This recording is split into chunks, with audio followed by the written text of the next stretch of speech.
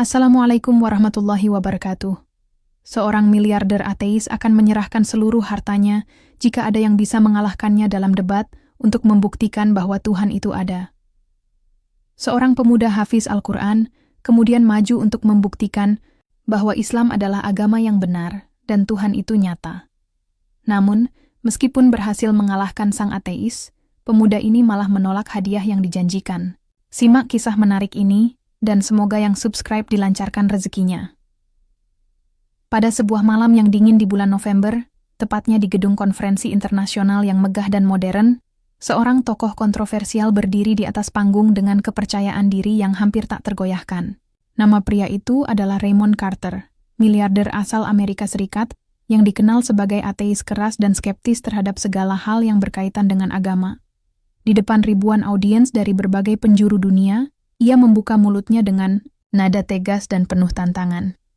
"Aku telah menghabiskan seluruh hidupku untuk mempelajari ilmu pengetahuan," ujar Raymond dengan suara lantang, menarik perhatian setiap pasang mata yang hadir di ruangan tersebut. "Dari fisika kuantum hingga teori evolusi, aku percaya bahwa semua fenomena alam dapat dijelaskan secara logis tanpa melibatkan apa yang disebut Tuhan. Hari ini, aku ingin menantang siapa saja, tidak peduli dari negara mana atau agama apa, untuk membuktikan keberadaan Tuhan menggunakan argumen ilmiah. Jika ada yang berhasil meyakinkanku, aku bersedia memberikan seluruh hartaku."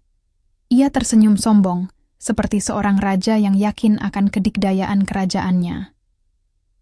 Audiens awalnya hanya diam, namun perlahan-lahan gemuruh tepuk tangan mulai terdengar, menciptakan atmosfer yang semakin tegang. Beberapa orang tertawa kecil, sementara yang lain tampak ragu-ragu. Bagaimana mungkin seseorang bisa membuktikan sesuatu yang begitu abstrak kepada seorang ateis yang tidak memiliki keyakinan sama sekali? Namun, ada juga yang merasa terpanggil oleh tantangan tersebut, termasuk seorang pemuda bernama Umar, yang duduk di barisan belakang dengan tatapan penuh tekad. Umar bukan sosok yang tampak mencolok di antara para intelektual yang hadir. Dengan usia baru 18 tahun, tubuhnya masih terlihat kurus, wajahnya polos, dan auranya jauh dari kesan profesional yang biasa dimiliki peserta debat tingkat internasional. Namun, di balik senyum lembutnya tersembunyi kebijaksanaan luar biasa. Sebagai seorang hafiz Al-Quran yang lahir di desa kecil di Indonesia, ia telah menghabiskan bertahun-tahun mempelajari firman Allah dan menyelami makna spiritualitas dalam kehidupan sehari-harinya. Saat mendengar tantangan Raymond, hatinya langsung bergemuruh. Bukan karena amarah atau dendam, tetapi karena dorongan kuat untuk menunjukkan bahwa kebenaran Tuhan tidak hanya soal iman buta, tetapi juga didukung oleh logika dan akal sehat. Setelah beberapa saat berpikir, Umar bangkit dari kursinya dengan langkah mantap. Mata-mata penasaran segera tertuju padanya. "Maaf Pak Moderator," katanya dengan suara yang meskipun lembut, namun penuh keyakinan. "Saya ingin menerima tantangan ini." Suasana ruangan seketika menjadi sunyi. Tidak sedikit yang mengernyitkan dahi, heran bagaimana seorang pemuda muda seperti dia bisa berani menghadapi seorang miliarder ateis yang memiliki gelar doktor dalam bidang fisika teoretik. Namun, ada juga yang merasa ada sesuatu yang istimewa tentang Umar, sesuatu yang sulit dijelaskan dengan kata-kata.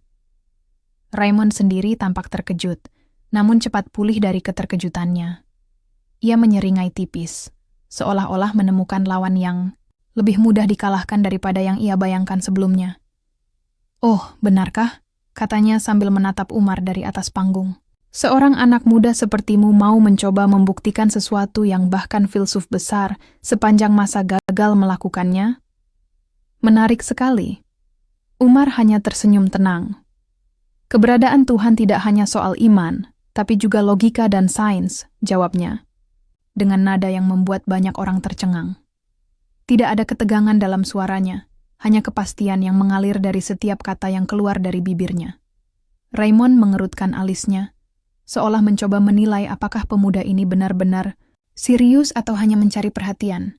Namun, satu hal yang pasti, debat ini akan menjadi salah satu momen paling penting dalam hidup mereka berdua. Ketika Umar maju ke atas panggung, banyak orang tidak bisa menahan rasa penasarannya. Usianya yang masih sangat muda, serta latar belakangnya, Sebagai seorang hafiz Al-Quran dari Indonesia, membuat banyak audiens ragu apakah ia benar-benar mampu menghadapi seorang ilmuwan terkemuka seperti Raymond. Bahkan beberapa dari mereka berbisik di antara diri mereka sendiri, apakah dia benar-benar siap untuk ini? Namun, Umar tidak terpengaruh oleh keraguan orang-orang di sekelilingnya. Ketika ia berdiri di samping Raymond, posturnya mungkin lebih pendek dan tubuhnya lebih kurus, tetapi ada sesuatu yang memancar dari matanya. Sebuah kilatan yang menunjukkan bahwa ia tidak hanya datang untuk berdebat, tetapi untuk memberikan jawaban yang akan menggugah hati dan pikiran. Ia mengambil mikrofon dengan tangan yang stabil, meskipun ada ribuan pasang mata yang menatapnya. Tidak ada getar di suaranya saat ia berbicara untuk pertama kalinya di depan audiens internasional. "Terima kasih telah memberi saya kesempatan ini, Pak Raymond," kata Umar dengan sopan.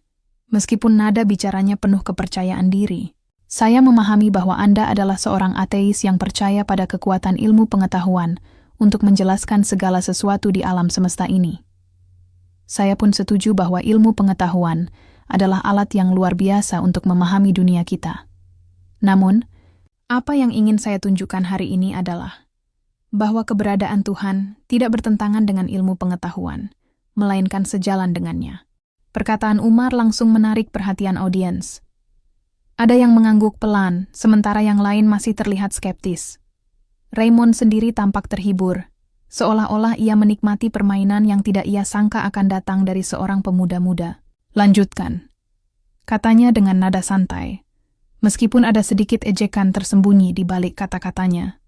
Umar mengambil napas dalam-dalam, seolah menyiapkan diri untuk menyampaikan argumennya.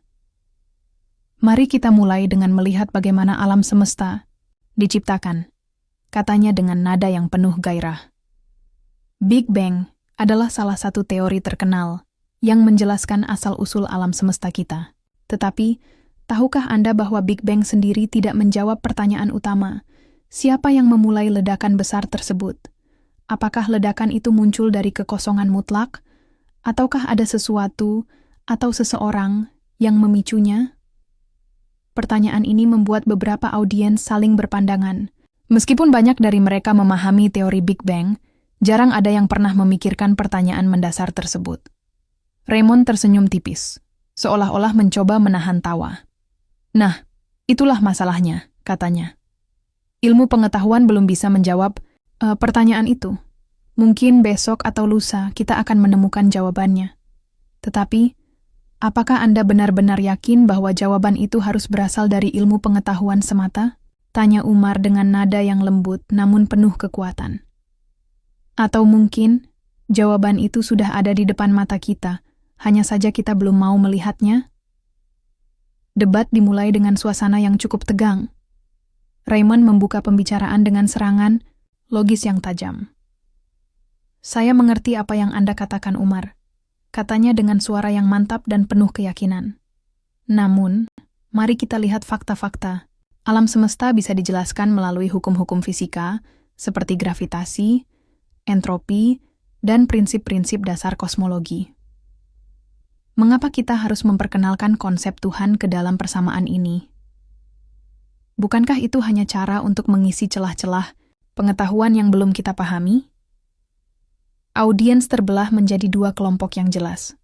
Sebagian besar ilmuwan dan ateis di ruangan itu tampak mendukung argumen Raymond, sementara kelompok lain, terutama mereka yang memiliki keyakinan religius, menunggu dengan penuh harap untuk melihat bagaimana Umar akan merespons. Beberapa di antaranya bahkan berdoa diam-diam, berharap pemuda itu mampu memberikan jawaban yang memuaskan. Umar tidak terganggu oleh nada tajam Raymond. Ia hanya tersenyum kecil, seolah-olah sudah menanti pertanyaan ini.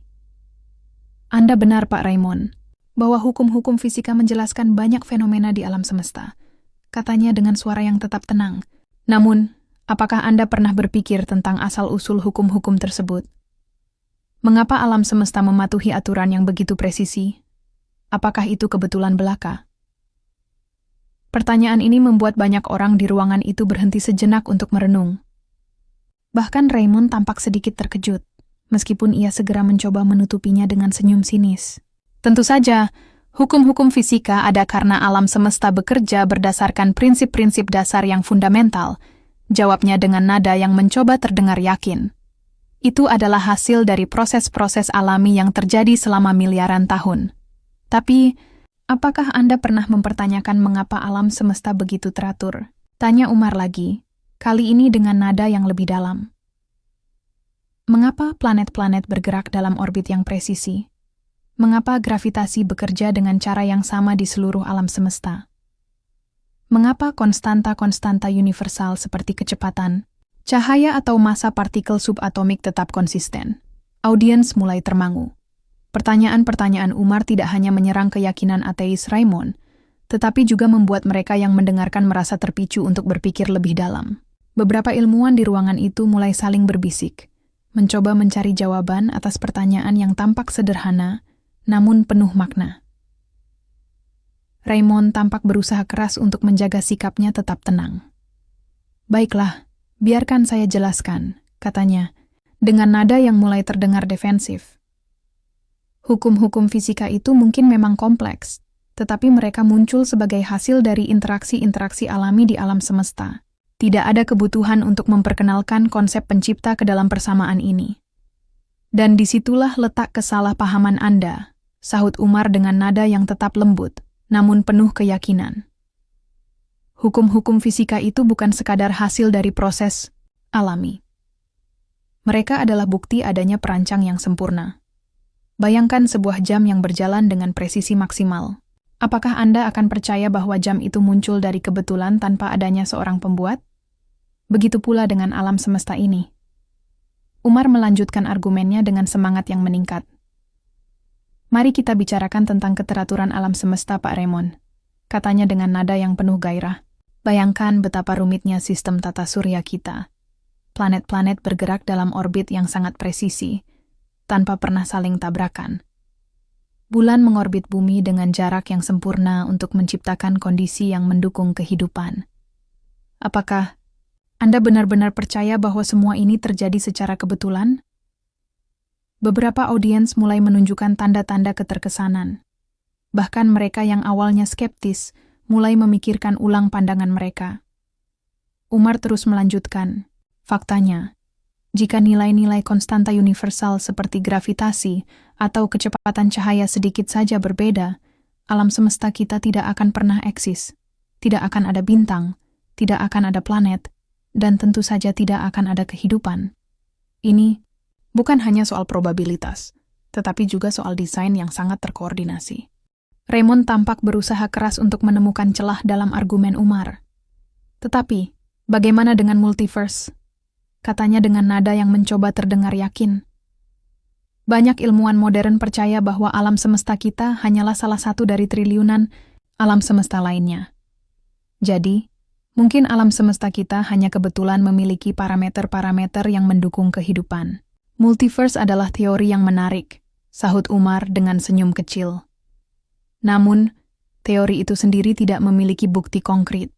Selain itu, bahkan jika multiverse benar-benar ada, itu tidak menjawab pertanyaan utama. Siapa yang menciptakan semua alam semesta tersebut?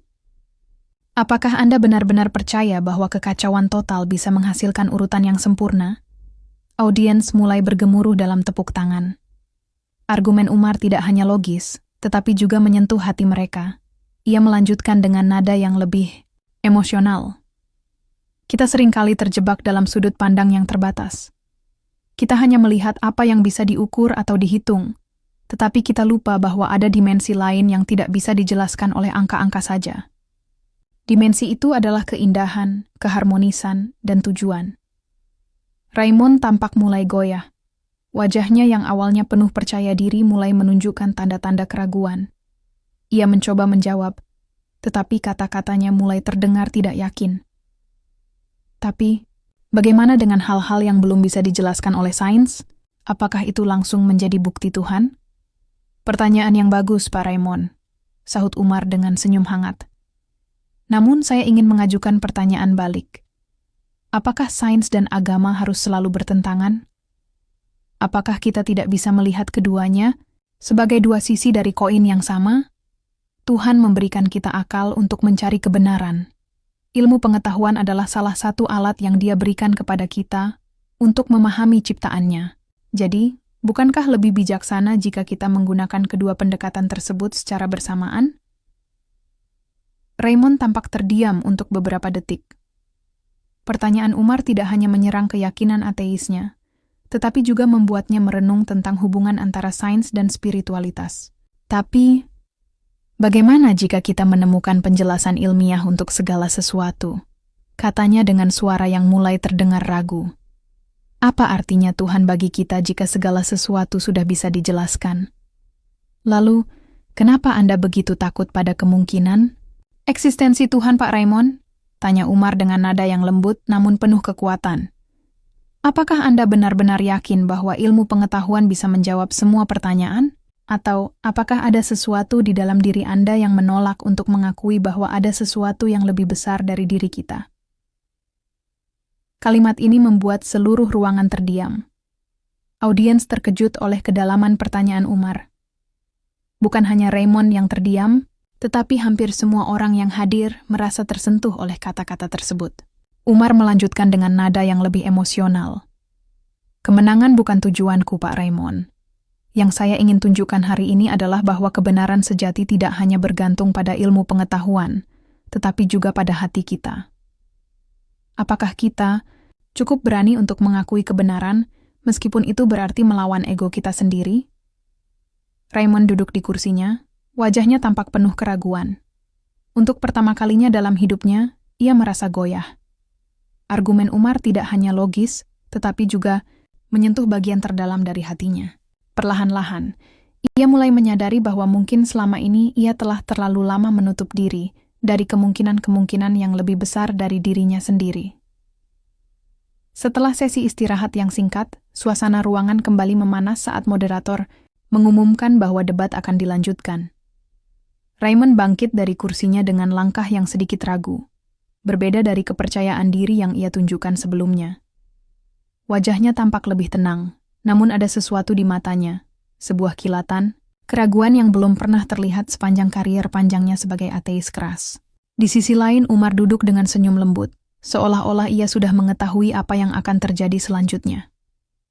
Baiklah, kata Raymond dengan suara yang masih mantap, tetapi terdengar lebih rendah daripada sebelumnya. Mari kita lanjutkan. Kita telah membahas banyak hal tentang alam semesta dan hukum fisika, tetapi bagaimana dengan aspek-aspek lain dalam kehidupan manusia? Apakah agama benar-benar bisa menjelaskan segala sesuatu? Umar tersenyum tipis, lalu berkata dengan nada yang penuh emosi. Pertanyaan Anda sangat penting, Pak Raymond. Tetapi, izinkan saya bertanya balik. Apakah ilmu pengetahuan mampu menjelaskan kenapa hati manusia merasa kosong tanpa keyakinan? Mengapa orang-orang mencari makna hidup di tengah kesibukan mereka? Apakah angka-angka dan rumus-rumus mampu memberikan jawaban atas pertanyaan-pertanyaan tersebut? Audiens mulai bergemuruh dalam tepuk tangan. Pertanyaan Umar tidak hanya logis, tetapi juga menyentuh hati mereka yang mendalam. Beberapa orang bahkan meneteskan air mata, teringat pada perjalanan spiritual mereka sendiri. Raymond tampak terkejut oleh respons audiens, namun ia tidak langsung menjawab. Sebaliknya, ia hanya duduk diam, seolah-olah mencoba menyerap setiap kata yang keluar dari mulut Umar. Ketika kita berbicara tentang Tuhan, lanjut Umar dengan suara yang semakin lembut, kita tidak hanya berbicara tentang penciptaan alam semesta atau hukum-hukum fisika. Kita juga berbicara tentang kasih sayang, keadilan, dan harapan. Itulah yang membuat keyakinan religius begitu kuat, karena ia tidak hanya bercerita tentang dunia fisik, tetapi juga tentang dunia batin kita. Raymond akhirnya berbicara, namun kali ini dengan nada yang jauh lebih lembut. Tapi, jika Tuhan benar-benar ada, kenapa ia membiarkan begitu banyak penderitaan di dunia ini? Kenapa ada perang, kelaparan, dan penyakit? Yang Anda lihat sebagai penderitaan, sahut Umar dengan nada yang penuh pengertian, mungkin adalah bagian dari ujian yang Allah berikan kepada kita. Tidak ada manusia yang sempurna, dan itulah sebabnya kita membutuhkan panduan darinya. Dalam setiap penderitaan, ada peluang untuk belajar, bertumbuh, dan menjadi lebih baik. Setelah beberapa saat terdiam, Raymond akhirnya bangkit dari kursinya dengan gerakan yang lambat, seolah-olah tubuhnya tiba-tiba terasa lebih berat. Matanya, yang sebelumnya penuh percaya diri, kini tampak redup, dipenuhi oleh rasa ingin tahu yang mendalam. Ia melihat Umar dengan tatapan yang sulit diartikan, campuran antara hormat, keheranan, dan sedikit kerendahan hati. Aku tidak pernah melihatnya dari sudut pandang seperti itu, katanya dengan suara yang gemetar. Selama hidupku, aku selalu percaya bahwa logika dan sains adalah satu-satunya cara untuk memahami dunia ini. Aku mengabaikan kemungkinan adanya sesuatu yang lebih besar dariku, karena itu bertentangan dengan ego dan keyakinanku selama ini. Audiens terdiam, mendengarkan setiap kata yang keluar dari mulut Raymond dengan perasaan campur aduk. Ada yang terharu, ada yang takjub, dan ada juga yang merasa lega, karena melihat seorang ateis keras akhirnya mulai membuka pikirannya. Umar hanya tersenyum kecil, seolah-olah ia sudah mengetahui bahwa momen inilah yang akan membawa perubahan besar dalam hidup Raymond. Kebenaran sejati seringkali datang dalam bentuk yang tidak terduga, kata Umar dengan suara yang penuh ketenangan. Kadang-kadang, kita harus melepaskan egoku sendiri untuk melihat keindahan yang ada di sekitar kita. Dan ketika kita melakukannya, kita akan menemukan bahwa Tuhan tidak hanya ada di alam semesta luas, tetapi juga di hati kita yang paling dalam. Raymond mengangguk perlahan, wajahnya tampak penuh kerendahan hati.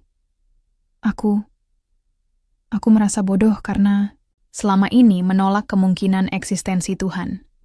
Semua argumenmu, Umar, tidak hanya logis, tetapi juga menyentuh hatiku. Aku tidak lagi bisa menyangkal bahwa mungkin ada sesuatu yang lebih besar dari diriku sendiri. Audiens meledak dalam tepuk tangan yang berkepanjangan. Banyak dari mereka meneteskan air mata, tergerak oleh perubahan drastis yang terjadi dalam diri Raymond. Bagi mereka, ini bukan hanya sebuah debat, tetapi juga perjalanan spiritual yang membawa pesan penting bagi semua orang yang hadir. Saat waktu debat hampir habis, Raymond bangkit sekali lagi dari kursinya, kali ini dengan sikap yang sepenuhnya berubah. Ia melangkah ke arah Umar, dengan langkah yang mantap, meskipun masih terlihat sedikit gugup. Ketika sampai di depan pemuda itu, ia membungkuk rendah, sebuah tindakan yang jarang dilakukan oleh seorang miliarder, yang biasanya sombong dan keras kepala.